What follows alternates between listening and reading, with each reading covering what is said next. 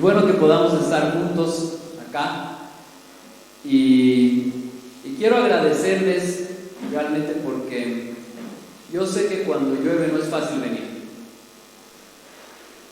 y realmente eso demuestra las ganas de alabar a Dios y de estar juntos en comunión. Y yo quiero ponderar eso porque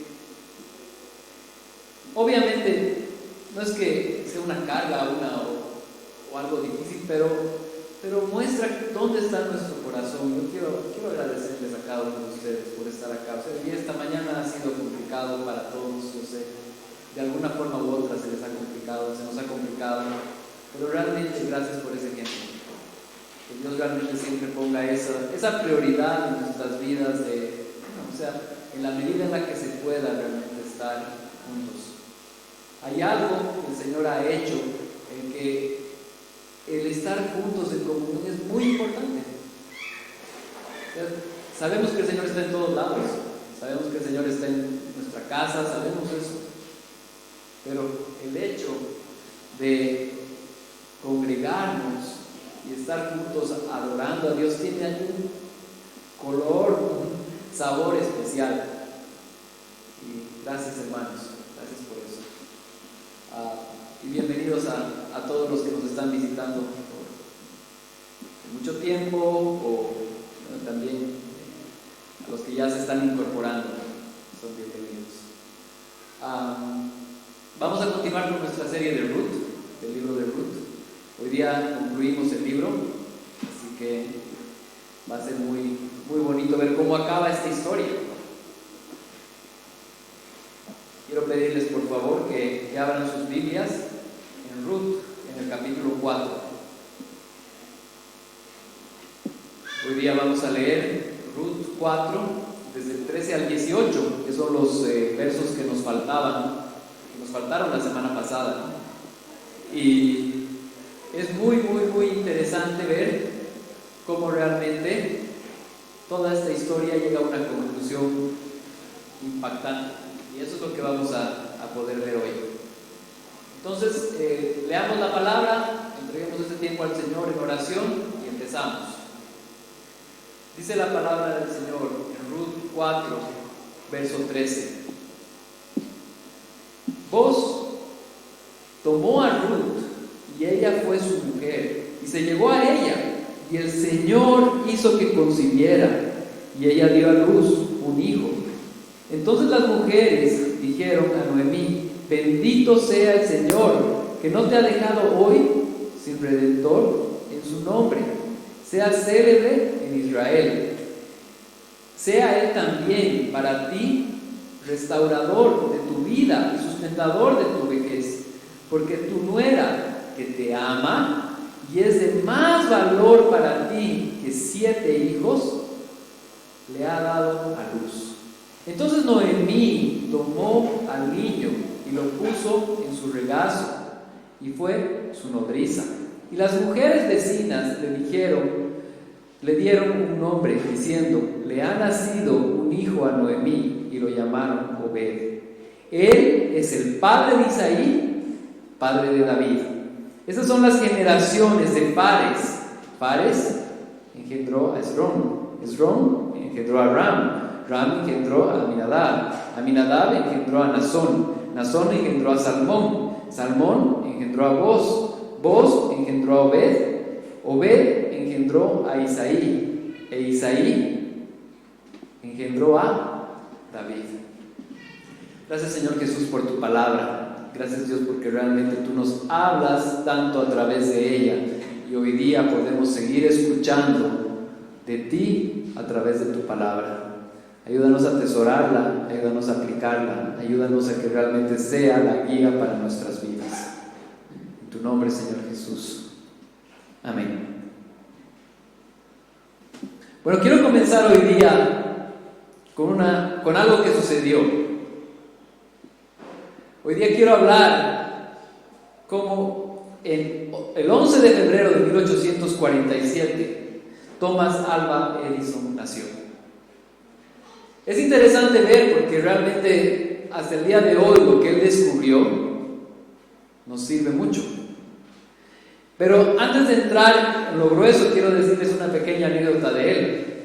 Él entró a la escuela a los 8 años y meses después volvió a su casa con una carta interesante.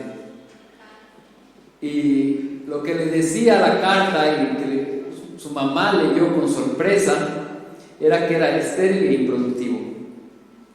No era para el colegio el niño. Entonces lo regresaron a la casa. Su mamá se tomó en serio la educación de su hijo y comenzó a enseñarle. Y ella fue la que le dio una gran enseñanza y agarró y le puso un cariño por leer. Y él comenzó a leer, se comía libros. Además su papá lo incentivaba con dinero para que cada vez que acababa un libro él tenía un premio. Entonces él leía y leía y leía y leía. Y con el pasar de los tiempos, gracias a los inventos previos de Benjamin Franklin en 1752, que había descubierto la electricidad, y también a Humphrey Davy, que había comenzado a ver el tema de cómo funcionaba la luz eléctrica, Thomas Alva Edison en 1879 consiguió fabricar el primer foco. Previamente a esto, la iluminación era por medio de fuego, por medio de gas. Existían diferentes formas de iluminar, pero nunca a través de la electricidad. Y fue él que después desarrolló toda una ciencia para tener lo que hoy día tenemos: focos. Los centros comerciales no se verían igual, nuestras casas no serían igual, la forma en la que las personas nos movemos hoy no sería igual si no hubiera sido por esta persona que logró descubrir a través de la ciencia cómo utilizar la electricidad para que un foco funcione. Y es interesante ver eso porque Thomas Alva Edison vive en un momento de la historia, pero él no es que inventó todo.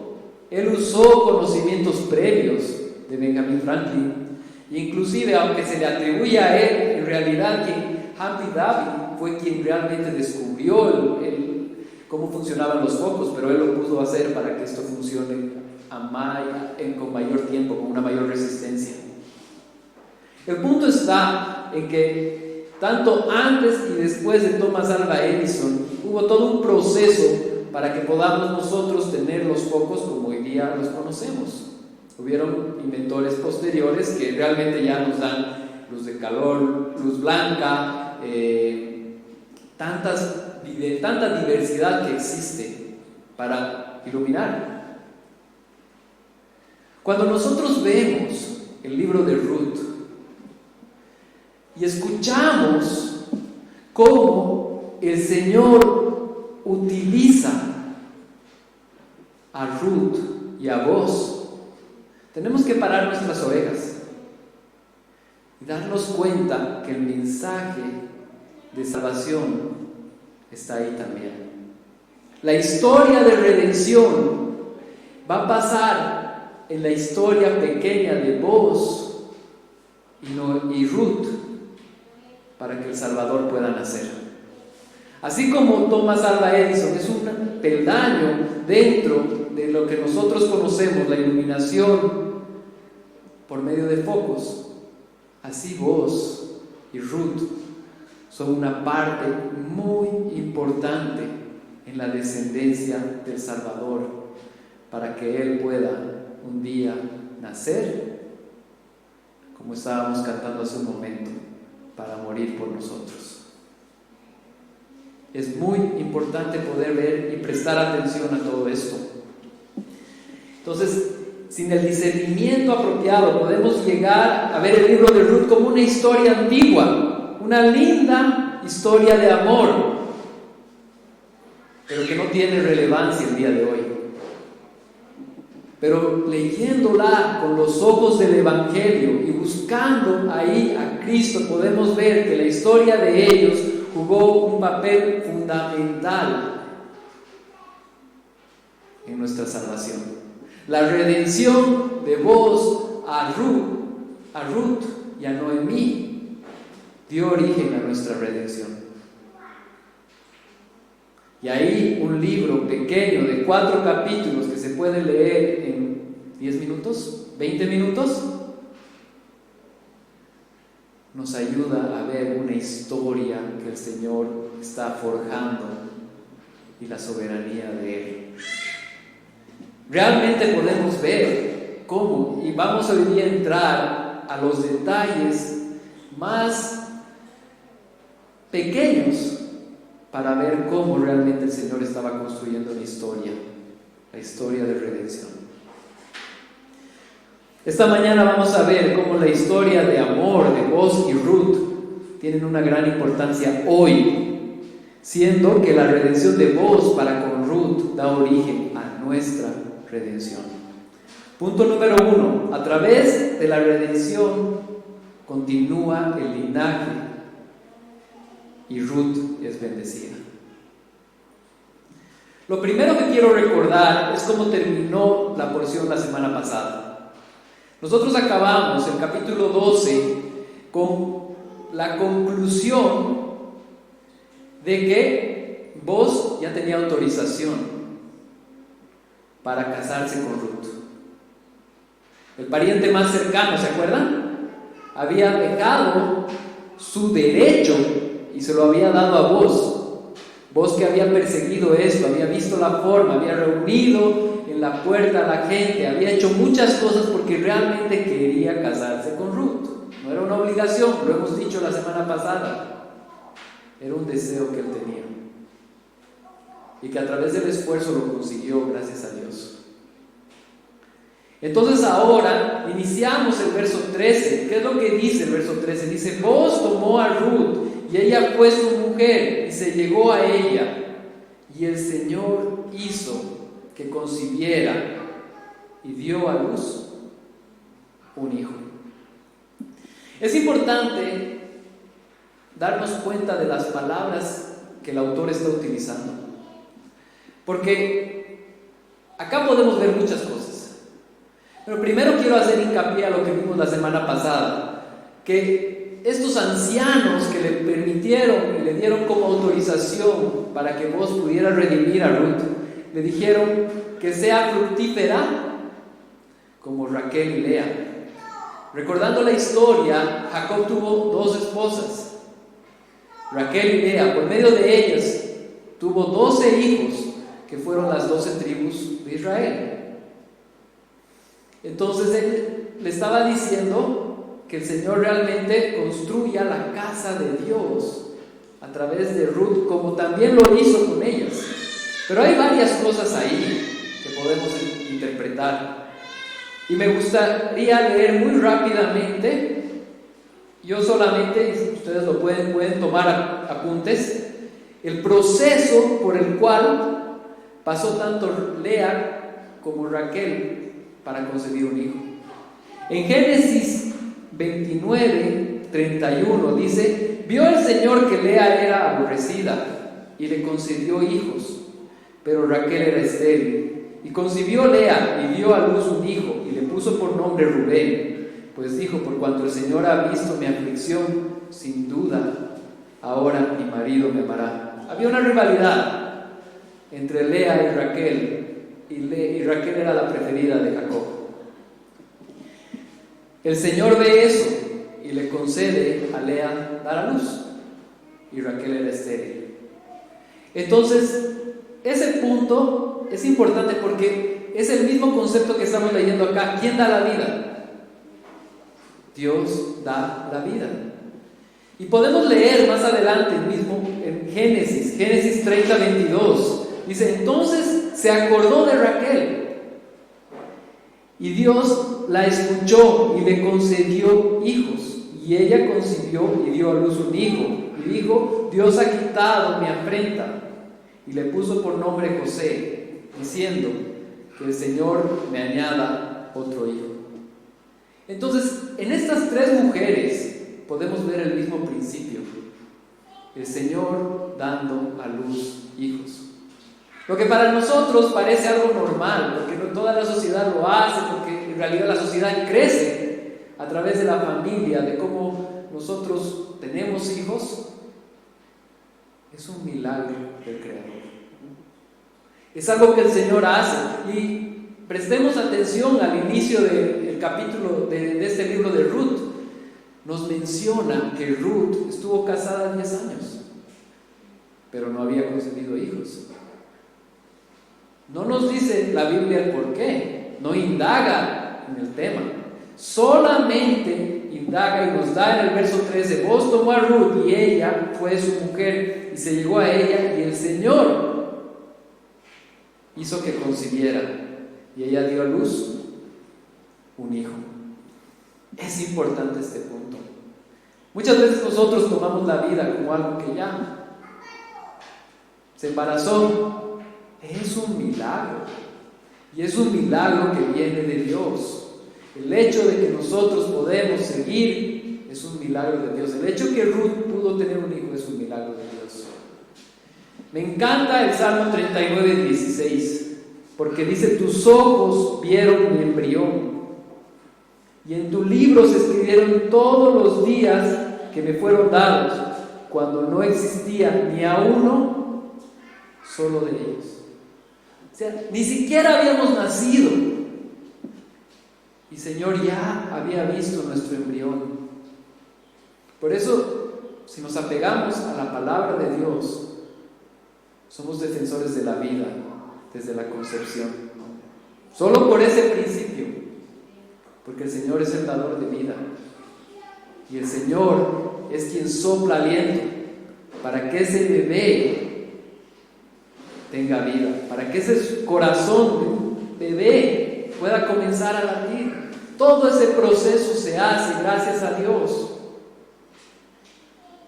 Nosotros formamos familias, pero ninguno de nosotros ha podido formar un bebé. Si hemos tenido un hijo, ha sido un milagro del Señor. Y eso es importante tomarlo en cuenta.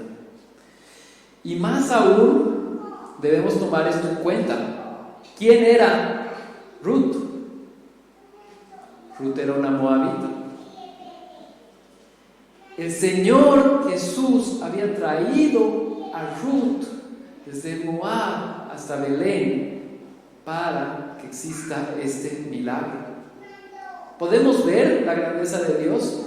Vamos a ver más adelante cómo la descendencia de Ruth es tan importante, pero es un milagro. Es el Señor orquestando todo. Es el Señor controlando las cosas y dando vida. Y prestemos atención qué es lo que dice Ruth, este libro. En el capítulo 2, verso 13, Ruth se denomina a sí misma como la criada. En el capítulo 3, verso 9, se denomina Ruth a sí mismo como la sierva. Y en el capítulo 4, verso 10, es la esposa. Esa fue la redención de Ruth. Ese es el proceso que tomó. Y yo quiero utilizar ese proceso para recordarnos a nosotros lo mismo. Si nosotros podemos ser llamados hijos de Dios, es porque un milagro similar sucedió. Dice que éramos por naturaleza hijos de ira, lo mismo que los demás. No teníamos nada que ver con Dios, éramos pecadores. Y el Señor manda a su Hijo para que su Hijo tenga una vida perfecta. Hemos cantado Santo, Santo, Santo.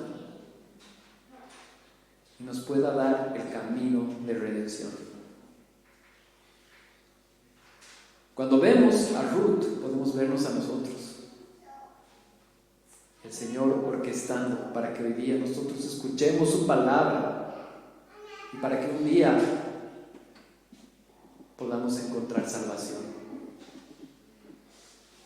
Eso viene y es un regalo de Él. No lo tomemos por sentado. sino tomémoslo como este gran regalo y recordemos ese punto. Ese Dios que da vida humana, también nos da vida espiritual. Ese milagro que podemos ver en Ruth es el milagro que ocurre en nosotros el día de nuestra salvación, cuando Dios nos salva. Que alguien que estaba muerto, que no quería saber de Dios, que solamente quería estar enojado con Dios, que quería pecar en contra de Dios, un día pueda ver la luz, pueda ver la salvación y ser salvo. Eso es lo que podemos sacar como aplicación de lo que Dios hizo con Ruth. Hasta este punto hemos visto los grandes milagros de Dios para con Ruth. Ahora vamos a ver los grandes milagros de Dios para con Noemí. En esta porción, el verso 13 se centró en Ruth, donde vimos que ella se casó con Boaz y tuvo un hijo. Ahora, el autor está dirigiendo sus ojos hacia Noemí. Y en el verso 14 dice: entonces las mujeres dijeron a Noemí: bendito sea el Señor, que no te ha dejado hoy sin redentor, que su nombre sea célebre en Israel. Presten atención a esas palabras. ¿Quién es el bendito? El Señor. No son sus pies de Noemí, que escuchó desde los campos de Moab: ahora tengo que ir a Israel. No es ella, no es Boaz quien realmente agarró y tuvo misericordia y fue cautivado por Ruth. Esos solamente fueron medios para que Dios tenga misericordia y muestre su misericordia que él había tenido con Noemí. Y las personas que estaban alrededor de Noemí pudieron captar eso. Es él. Es interesante ver, y esto lo habíamos repasado la semana pasada, en el capítulo 1, verso 13, Ruth había dicho, cuando estaba hablando con sus nueras, dijo: pues la mano de Jehová ha salido en contra mía. Y en ese mismo capítulo 1, en el verso 20, ella había dicho, y ella respondió: no me llaméis Noemí, sino llamadme Mara, porque en grande amargura me ha puesto el Todopoderoso. Yo me fui llena, pero Jehová me ha vuelto con las manos vacías.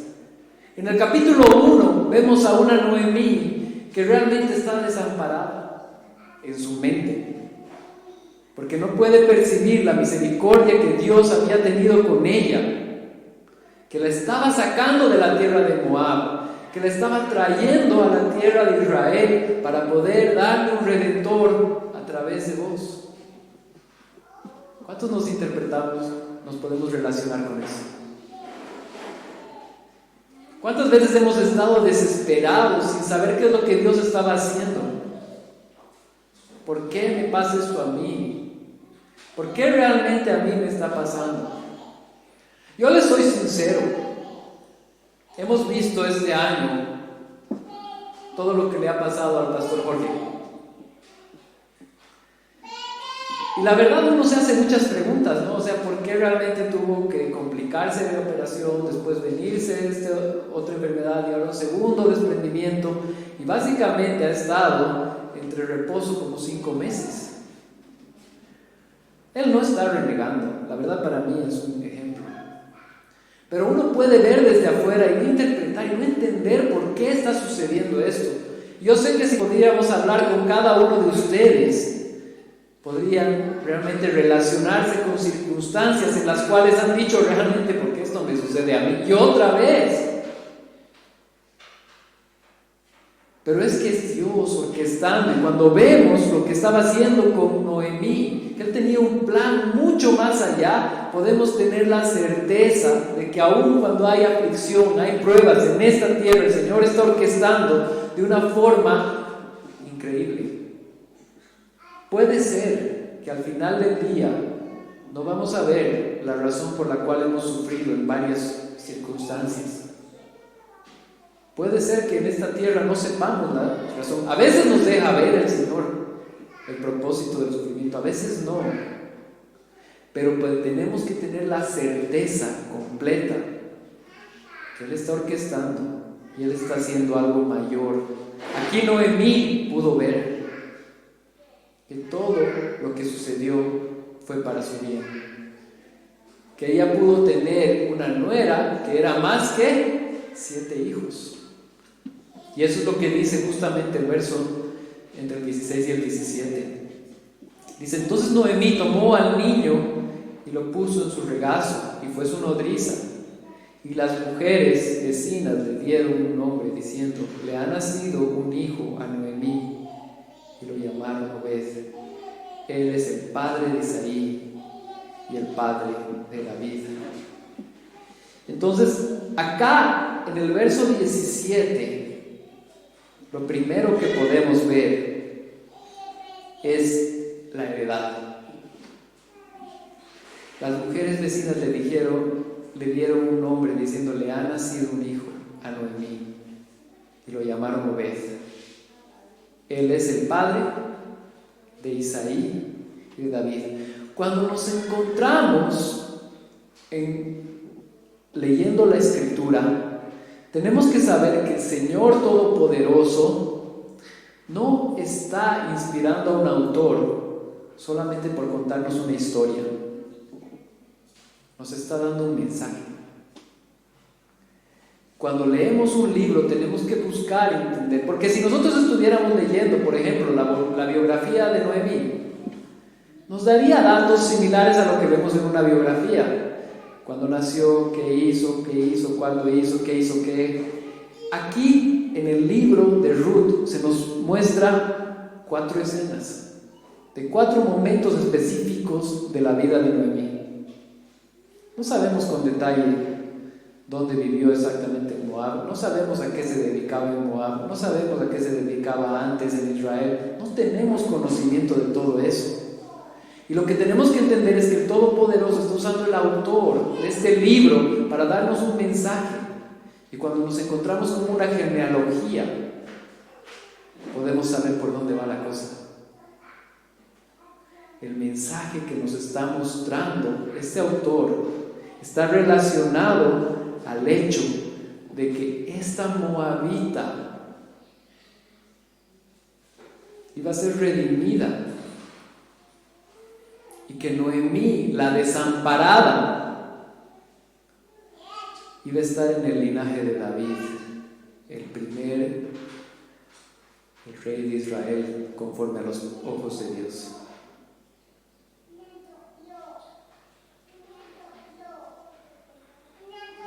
Es interesante ver eso, porque realmente el Señor tenía un propósito con David. Y utilizó a Boz y a Noemí y a Ruth para cumplir su propósito. Por eso el autor nos muestra esto. Si se recuerdan, la semana pasada estábamos hablando, decía, el autor escribe, ¿no? En aquel tiempo en Israel se utilizaba una sandalia como muestra de que la transacción había sido realizada. Lo hemos leído eso la semana pasada. Entonces, lo que el autor nos dijo, y lo mencionamos la semana pasada, es que muy probablemente quien escribió este libro habían pasado unos años. Es más, había pasado suficientes años como para saber que ya David era rey.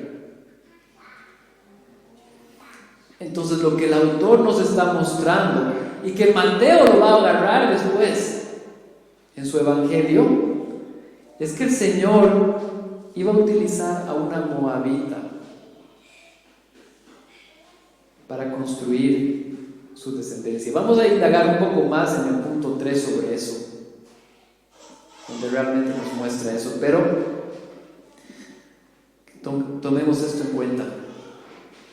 El Señor ha buscado a la desamparada de Moab para traerla a Belén, para darle redención y construir el linaje linaje de David, el rey de Israel, que por medio de su linaje después, ¿quién vendría?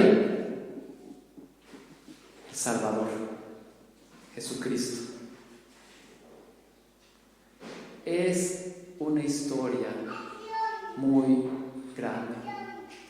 Es una historia muy importante que debemos prestarle atención.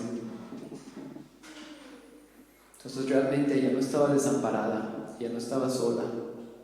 Dios había construido y estaba construyendo el linaje de David. Hasta este punto hemos visto cómo Ruth y Noemí son bendecidas por la redención de Booz. Ahora vamos a ver cómo nosotros también somos bendecidos por esta redención. Punto número 3. A través de la redención de Booz, nosotros somos bendecidos. Hemos visto en el punto número 1 que a través de la redención de Booz, Ruth fue bendecida. Después vimos que a través de la redención de Booz, Noemí fue bendecida. Y ahora queremos ver cómo a través de esa redención de Booz, nosotros también somos bendecidos. Otra vez, cuando vemos una genealogía, el autor tiene un mensaje para darnos. El Señor ha inspirado a alguien para que escriba eso, para que nosotros podamos entender lo que el Señor estaba haciendo. Es un milagro cómo este evento de 3200 años antes tiene relevancia el día de hoy. Es importante entenderlo. Y quiero mostrárselos un poco. En Génesis 12, el Señor le dice a Abraham, además de todo eso, de todo lo que se conoce con el pacto de Dios con Abraham, eso lo podemos encontrar en Génesis 12, 15 y 17, pero en Génesis 12 dice: en ti serán benditas todas las naciones de la tierra. Pueden leerlo todo el capítulo, pero existe esa parte en la que Dios está prometiendo que por medio de Abraham se iba a extender la bendición a todas las naciones de la tierra. Y también quiero que prestemos atención en 2 Samuel 7:12. El Señor le dice al rey David: cuando tus días se cumplan y reposes con tus padres, levantaré a tu descendiente después de ti, el cual saldrá de tus entrañas, y estableceré su reino. Él edificará casa a mi nombre, y yo estableceré el trono de su reino para siempre. Hay dos principios acá en estos pactos. En el pacto con Abraham se está diciendo que todas las naciones van a ser benditas, y en el pacto con David que iba a existir un reino y que este reino no iba a tener fin. La historia de Ruth se encuentra en el medio de esos dos pactos, un poco antes de David. Y ahí podemos ver cómo el Señor estaba construyendo por medio de Booz y Ruth su plan. Déjenme leerles la descendencia. Verso 18. Estas son las generaciones de Fares. Fares engendró a Esrom. Esrom engendró a Ram. Ram engendró a Aminadab. Aminadab engendró a Nazón. Nazón engendró a Salmón. Salmón engendró a Booz. Y Booz engendró a Obed. Y Obed engendró a Isaí. Isaí engendró a David. Entonces, cuando encontramos esta descendencia, tenemos que entender que es el Señor construyendo esto, pero algo que es importante y quiero que lo tomemos muy en cuenta: Fares había nacido por medio de un matrimonio similar al que estaba sucediendo, que se llamaba matrimonio liberato, ¿no? Entonces, por eso es que el autor nos muestra Nos muestra cómo el Señor usa nuestras descendencias imperfectas, nuestras historias imperfectas para su propósito perfecto. Pueden leer toda la historia de Judá, Tamar y Fares. Es una historia que, bueno, cuando leemos nos puede hasta llamar mucho la atención todo lo que sucede ahí. Pero el Señor lo utiliza para su bien. Y Él lo utiliza para que nosotros hoy día podamos ser bendecidos. Entonces, quiero concluir este mensaje direccionando nuestros ojos a 1 Juan 3, que dice lo siguiente: mirad cuán grande amor nos ha otorgado el Padre para que seamos llamados hijos de Dios. Y eso somos. Por esto el mundo no nos conoce, porque no lo conoció a Él. Amados, ahora somos hijos de Dios y aún no se ha manifestado todo lo que habremos de ser, pero sabemos que cuando Él se manifieste seremos semejantes a Él, porque lo veremos como Él es. Y todo aquel que tiene esta esperanza puesta en Él se purifica, así como Él es puro. Si leemos en la historia de la Biblia y nos vamos, por ejemplo, al libro de Sofonías, en Sofonías 2 y 3 se muestra cuán pagano era Moab. Es más, en Sofonías 2 y 3 se muestra que era tan pagano ese pueblo que el Señor lo destruye. No es que Ruth estaba saliendo de un lugar lindo, no, era un pueblo pagano que no agradaba al Señor. Pero ahí, por medio de Dios, sacando a Ruth de Moab para construir la descendencia del Salvador, podemos saber que Él tiene misericordia de nosotros hoy día. Si Dios utilizó a una moabita de un pueblo pagano que realmente no le daba la gloria a Dios y que no quería saber nada de Dios y que siempre era idólatra y era malo con los israelitas, y podemos ver cómo eran sus enemigos y cómo muchas veces inclusive los juzgaron y hubieron guerras y pleitos, pero Él sacó a la moabita para darle redención y ponerle en la línea del Redentor.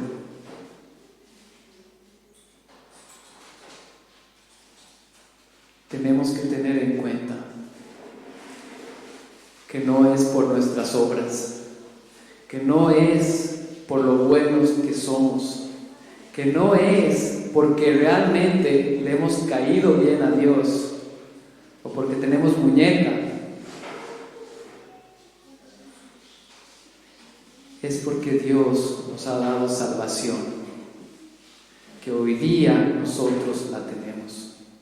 Entonces, cuando encontramos en un tiempo como el de ahora, en el cual estamos encarando las Navidades, hay festejos, y como mencionaba en el momento de la alabanza, sí, está bien, pero el punto principal para nosotros los creyentes cuando hablamos de Navidad no es el tema de los regalos y el árbol y de todas las cosas que se le da como concepto. El punto para nosotros es que Cristo se encarnó y que por medio de Boaz y Ruth Él construyó su descendencia para que nosotros hoy día podamos tener un Salvador que se encarnó, vivió una vida perfecta, murió por nosotros en la cruz y nos dio salvación. Podemos encontrar las grandes bendiciones de Dios en el hecho de que Él permitió que Boaz redima a Ruth.